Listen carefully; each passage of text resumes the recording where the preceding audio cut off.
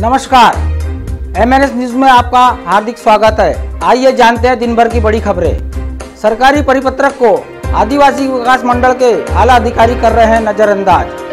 सन 2017-18 में महाराष्ट्र राज्य सहकारी आदिवासी विकास मंडल द्वारा 2,71,765.17 क्विंटल धान खरीदी किया गया। मिलिंग हेतु गोंदिया के 70 मिलर्स को 1,11,803.40 क्विंटल धान मिलिंग हेतु दिया गया, जिसमें 59,360.55 क्विंटल धान DSO गोंदिया के पास जमा किया गया है।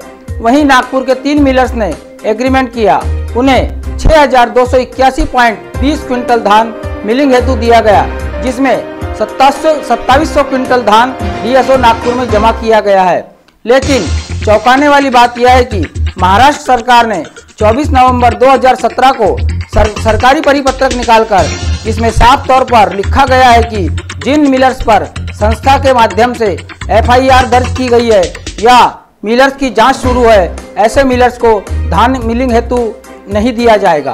साथ ही साथ जिन मिलर्स के तरफ किसी भी प्रकार का पुराना CMR देना बाकी है, ऐसे मिलर्स को भी धान मिलिंग हेतु नहीं दिया जाएगा। हमारे साथ इस वक्त भंडारा से आदिवासी विकास महामंडल के कार्यालय से जुड़ रहे हैं चैनल के संपादक निशान भाई। हाँ जी, हाँ सर, निशान भाई आप मेरी आवाज़ सुन रहे हैं? जी, मैं आपको सुन पा रहा हूँ।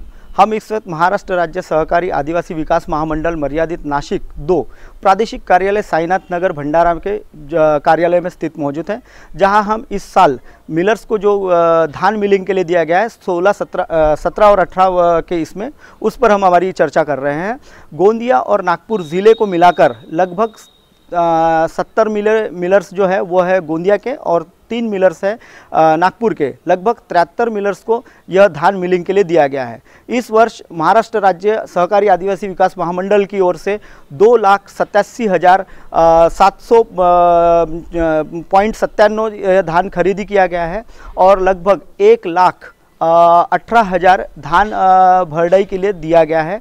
1,69,000 यह धान अभी संस्थाओं के गोडाउन में शेष बचा हुआ है।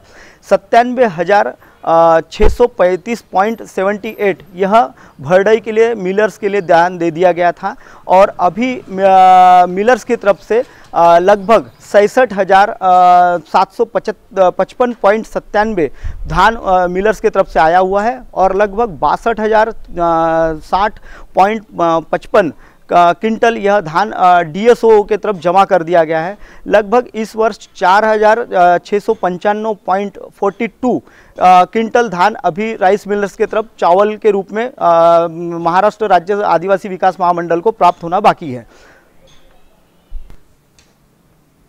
लेकिन इस पूरे मामले में एक नया मोड़ आया है, जिसमें राइस मिलर्स के तरफ मिल का लाइसेंस तो है, सारे कागजात हैं, लेकिन राइस मिलर्स के पास बिजली विभाग का कनेक्शन भी नहीं है। जी बताइए निशान सर, सुन रहे हैं आप?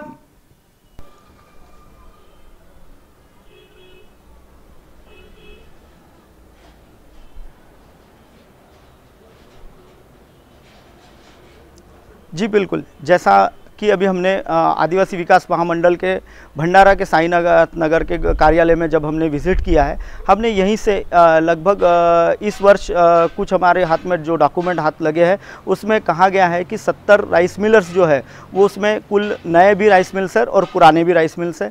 अभी देखने की बात यह है कि इन राइस मिलर्स को किन आधारों पर इनका एग्रीमेंट किया गया था।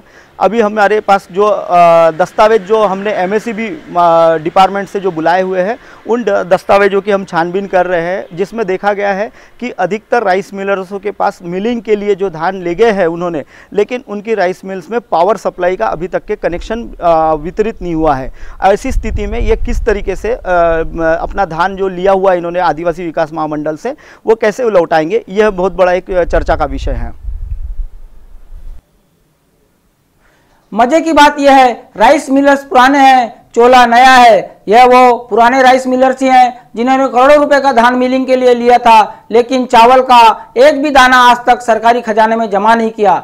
फिलहाल एक वक्त हो चुका है ब्रेक का। ब्रेक से लौटने के बाद आपको बताएंगे इन 70 राइस मिलर्सों में कितनी पुरानी राइस मिल है नए चोले के साथ सरकारी माल डकार रही है। मैं दीपक असाटी, MNS न्यूज के साथ।